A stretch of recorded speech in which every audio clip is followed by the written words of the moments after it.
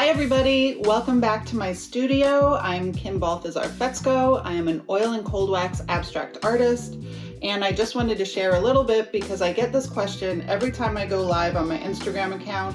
Just what the heck is cold wax and why would you want to use it? So if this is something you want to learn a little bit more about, stay tuned.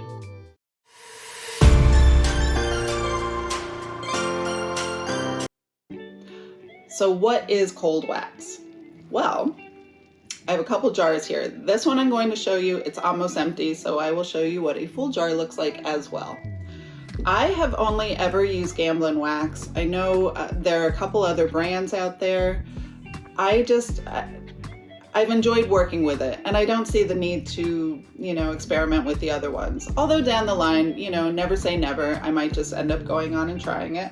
But I do know that Gamblin is a little thicker than maybe some of the others, and that's something that I really enjoy using. And I'll tell you why. But first, let me just talk a few minutes about what exactly cold wax is. So here's the empty one. And here is, well, it's not exactly empty, but it will be soon. So it comes, I believe, for Gamblin in 3 sizes. This is the 16 fluid ounce size. I think it also comes in a 4 ounce size and a 128 ounce size, which I just can't even fathom what 128 looks like. I guess probably like a gallon jug, like pail. I don't know. Anyway, this is what a fresh new can looks like. Cold wax is called cold wax because you don't have to heat it. There's encaustic wax, which you do have to heat. And there are a couple different variations between the two.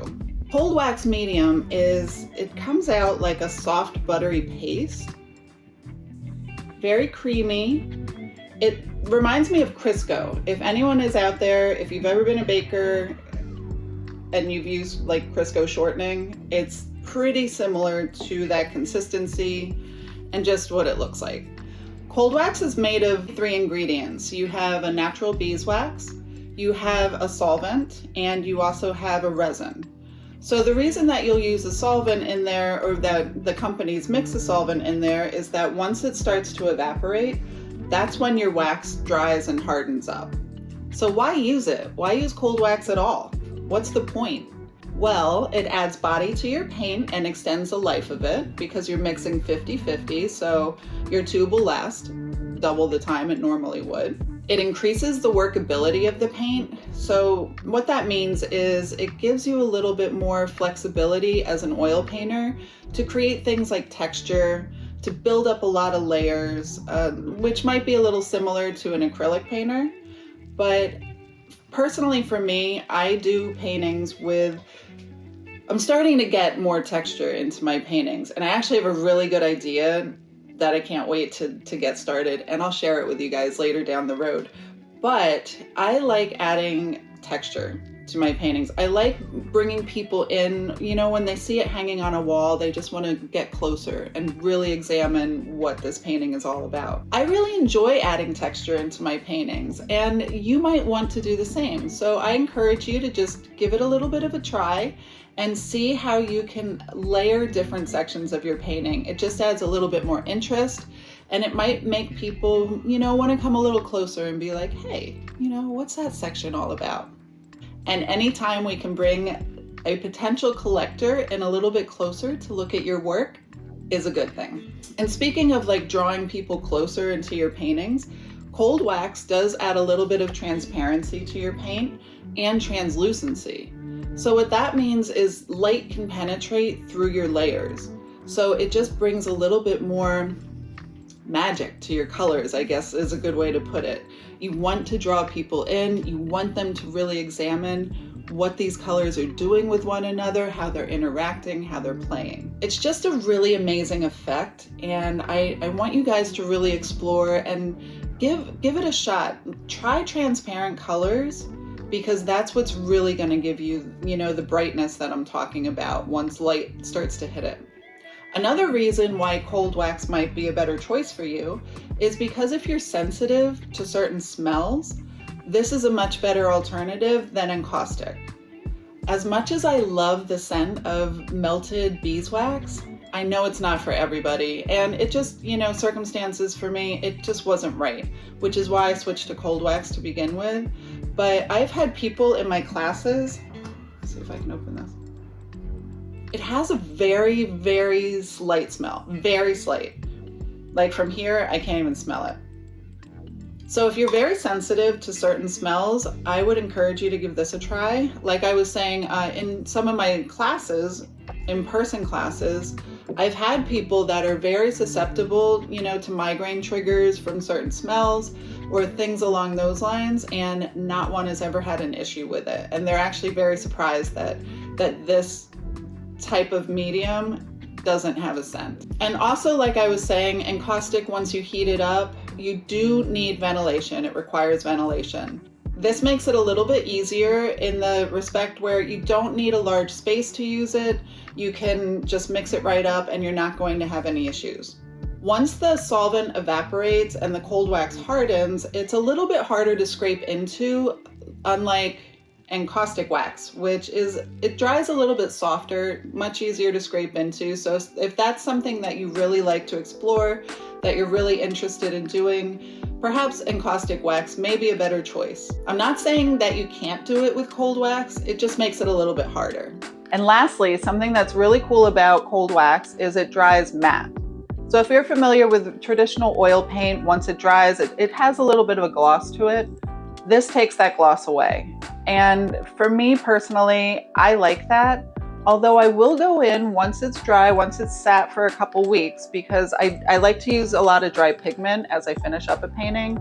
And once I seal it in with that layer of cold wax, I'll go back in once that's dry and buff it out. So it just gives it like a slight satin sheen. And when I say slight, I mean very slight. It's not like if you're moving it like this, you're really gonna get a reflection. It's my alternative to varnish. I've tried varnish a couple times, even the satin finish. I'm just not a fan. It could be because for me, I could see some of the brush strokes and I don't like that. I don't enjoy that. I mean, there's a reason why I chose to paint with squeegees and silicone brushes and instead of like regular bristle brushes. Why can't I say that? Bristle brushes instead of regular bristle brushes. Oh my gosh, instead of regular bristle brushes. It's just one thing to consider depending on what finish you like on your painting. Oh, and before I forget, once it dries, it is not especially fragile or like heat sensitive. You would think because it's wax, gets a little warm, it's just gonna start running off your panel. I'm not encouraging you at all to put your painting in front of facing out on a 95-degree day in the window. I would not recommend that. Don't go put it up next to your radiator and, that's blasting heat all winter. I wouldn't recommend that, but I still don't think it's going to run off your panel. But why take those chances? But if it's just hanging on your wall, it should be fine.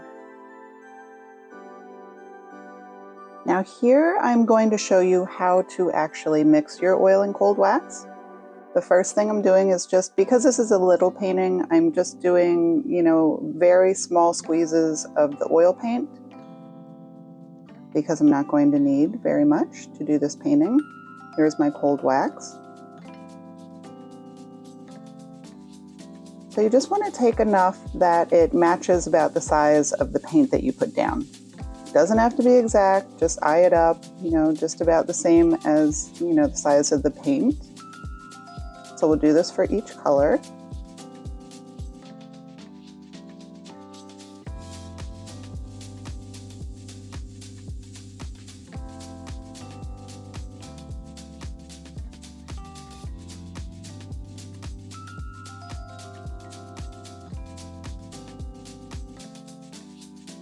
Make sure that top is on nice and tight because we don't want our cold wax to dry out. And I did speed up this painting process just because it would have taken, close to an hour if you watched it in real time. But this way you get to see how I apply the paint and you're not here for the next hour. Now that everything's all mixed up, what I usually like to do is go in with a palette knife to lay down the base colors. And here I'm painting on top of, it's probably about 2 weeks old. It's the transparent earth orange, and that's on top of some Marabou art crayons and some other mark making, tools. And that is completely dry. So the paint that I'm putting down on top of it is wet over dry. I needed to mix a little bit more titanium buff. And that's what's nice, when you use like a small amount of paint, you can always go back in and, mix up a little bit more, and then you don't tend to waste as much paint. And then once the paint is applied with the palette knife, I do like to blend in a little bit with the squeegee. Because these paintings are so small, you have to be a little careful with the squeegee, otherwise you can just smear the whole thing. And it kind of defeats the purpose of laying down individual colors. Here I'm taking a mini kitchen skewer and scratching in some marks, just to give it a little bit of interest in a couple different spots.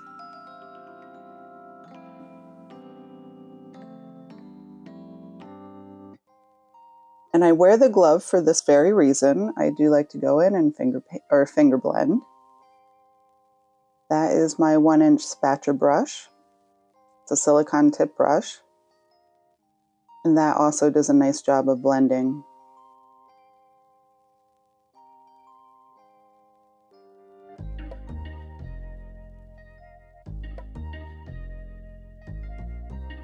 And here's where I start to think about, a little bit more detailing. How is the composition looking? Where do I need to add or subtract more colors? And you can see I used most of the paint from my palette already. The transparent earth orange, I believe I still had a little bit left by the end of this painting. But it's hard because of the phthalo green and the blue. I didn't want to really have it be a very overall green painting. I wanted to try and keep some of the integrity of the titanium buff and the yellow.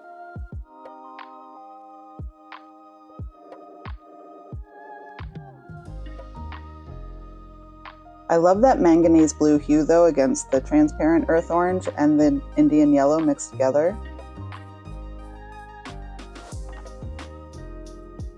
Although I believe up in that corner that I'm working on right now, it really is just the transparent earth orange, very, very thin layer I brayered it on.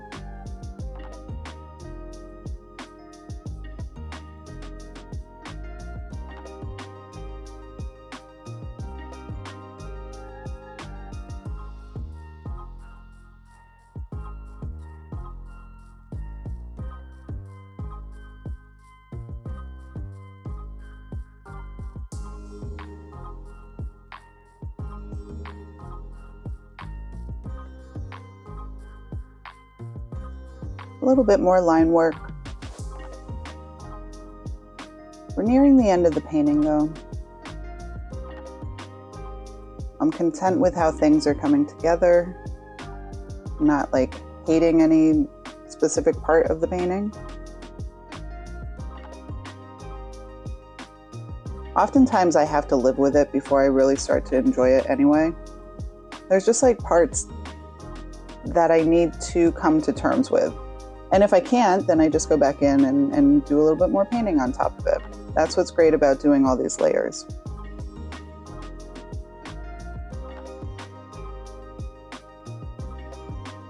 So I'm happy with the painting part. That part is over. These are pan pastels. I do like to tap in a little bit of, it's a loose pigment. Well, it's not loose, you have to scrape it off because it's a pressed powder. But just to add a little bit of accent, to play up certain colors.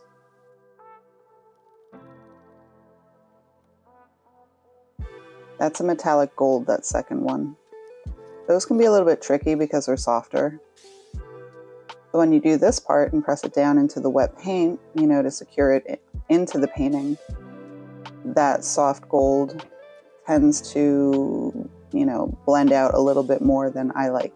I like to keep it almost, I don't know if pixelated would be the right word, but Yeah, it has like a powdery effect.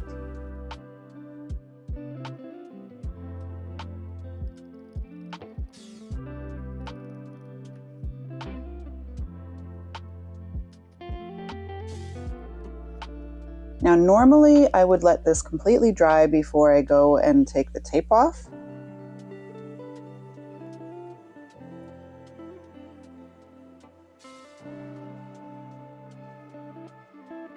And there you have it, a finished oil and cold wax painting. Now you know what cold wax is, why you might want to use it, and how to apply it.